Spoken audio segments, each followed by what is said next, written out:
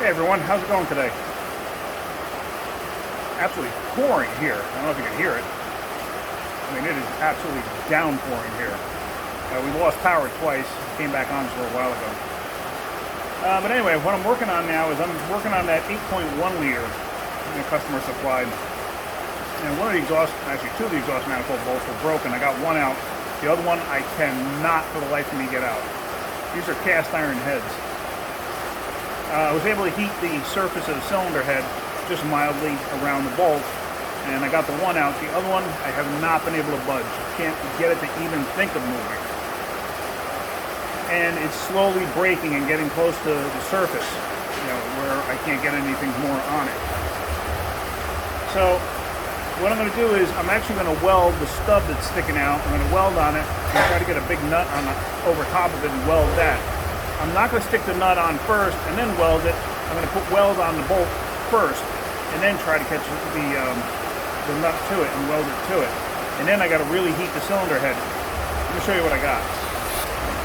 So here it is. And I mean, it was sticking out about that much. Basically, it was like the width of the head of the vice grips. And I was able to grab it pretty good, but it's slowly been breaking down. And I have welded on it a couple of times. And as you can see, by the discoloration there, I heated this thing up pretty good. So I'm going to try it one more time, and then if it doesn't work, I'm going to probably just grind it flat. And if you notice, there's a bolt over here, or a bolt hole. The front one has it too. This one has it. The third one back does not have it. The fourth one does have it. See that? So what I'm going to probably wind up doing is I'm going to grind this flush to the head, and then I'm going to probably run a tap down this hole, clean the threads up. And then what I'll do is I'll actually make almost like a distributor hold down type piece to pinch the manifold into place. Now, I know some people will say, well, why don't you use an easy out? The reason I don't use an easy out is because the easy out ain't gonna work. I could drill that thing perfectly center, stick an easy out in there, and it'll break the easy out. I guarantee it. I can't get it out.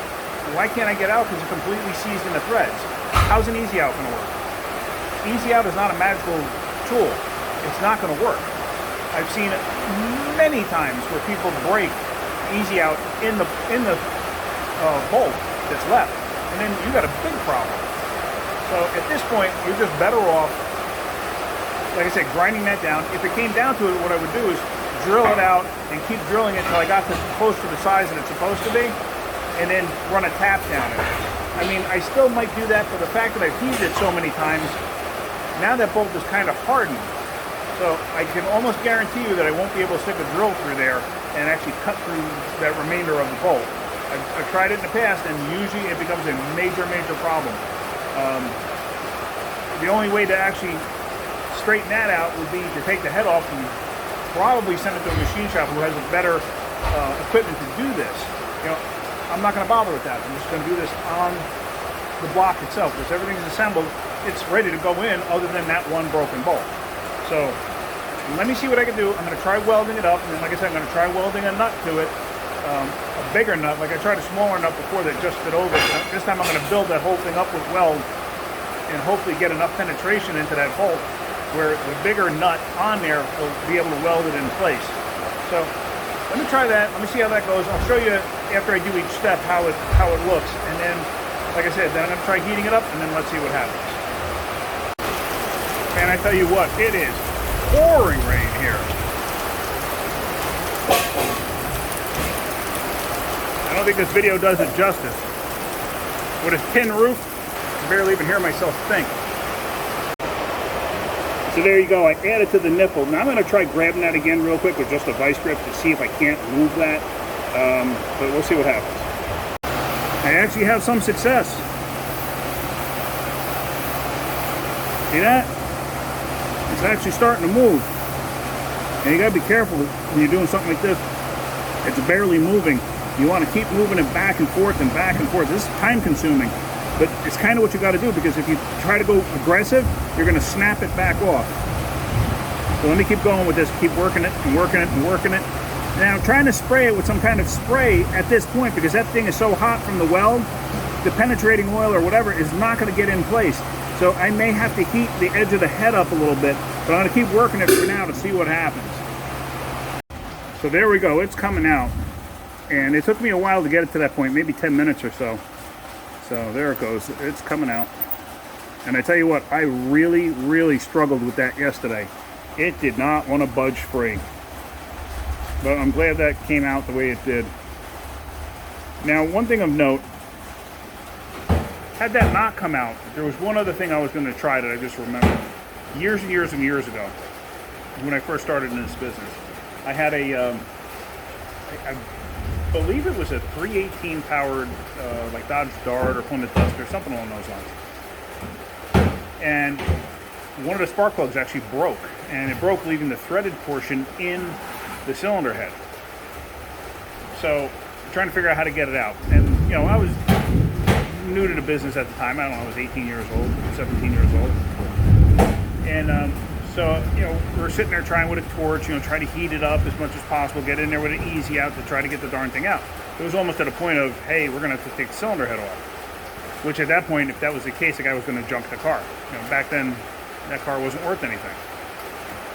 So, one of the old timers, I don't even remember who it was, he's probably gone by now. One of the old timers, he said, hey, let's try this trick. And he grabbed a bottle of R12, you know, a 30-pound bottle. And back then, that stuff was dirt cheap. R12 is refrigerant, in case you don't know what that is. So, what we did is he hooked up from the gauges, he hooked up one line from the gauges right to the bottle. Now it was open on the other end. Now if you crack the bottle open, it would spray the liquid Freon out of the bottle, out of the hose, and it would basically instantly freeze whatever you're spraying it on. So what we did was we heated up around on the cylinder head where the spark plug went in. We heated up, got it really hot, got ready with the easy out to knock in place. And what he did was he took the Freon, stuck it down the hole, and shocked it by turning on the R12. So basically the liquid Freon came out and shocked the threaded portion of the spark plug. Sure enough, it came right out. The heat made the cylinder head expand, but then when he shocked it right on the end there where the spark plug threads were, it shrunk it enough and broke it free, and it came right out. I actually have never had the need to do that since then, but it's a pretty neat trick. But yeah, it did work. I was actually going to try that. If this didn't work, I was going to try that with R134. I would have done the same thing. I have a 30-pound bottle of 134. Do I want to waste it? No.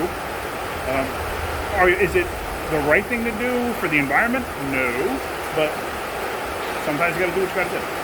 So I'm glad that that's out now. Now what I'm going to do is I'm actually going to chase all the bolt holes with a tap. Maybe I'll show you that. Yeah, that's good. I'm going to show you that. All right, so here we go. This is an 8-125 tap. That's the thread size in the cylinder head for the exhaust bolts. Now, when you're going to run a tap in there, basically I'm just using it to clean it up. Now, some people like to use thread chasers. I've never been a big fan of them. I've used them. I've just never been a big fan of them. I'd rather use a tap to do this job. The thread chaser, the dye version, actually they work pretty good. But I'd still rather use the tap and die. Now, whenever you're doing this and you're threading it in, go by feel. You don't want to put a lot of pressure on it to cut the threads. Now, especially if you're trying to clean up threads that got boogered up. These, I'm just cleaning them up because of rust. You don't want to snap the dang bit off in there. You snap that bit off in there, you got a whole nother problem. Because trying to get that out, that's a real pain. Because as they're cutting and they're digging in, they really get tight in there. You snap it off, sometimes they're just ungodly difficult to get out.